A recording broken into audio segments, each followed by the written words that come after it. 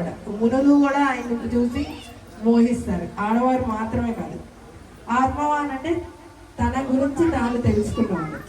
జితక్రోధుడు అంటే కోపాన్ని గెలిచాడు.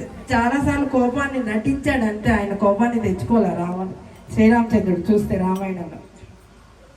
మతిమాన్, ఇది మనకి ఎప్పుడు ఉండదు. అంటే ఎప్పుడు మనం స్పృహలో ఉన్నాం. కోపం వచ్చినా ఏదొచ్చినా మన స్పృహలో మనం ఉన్నాం. కానీ రామచంద్రుడు ఎప్పుడు కూడా స్పృహలో ఉంటాడు, అంటే తన మతిని తన అధీనంలో ఉంచుకుంటాడు. నెక్స్ట్ అనసూయుడు అంటే అసూయ లేనివాడు. నెక్స్ట్ జాతరోషణ అంటే సమయం వచ్చినప్పుడు దేవతలను కూడా భయపెట్టగలిగేవాడు.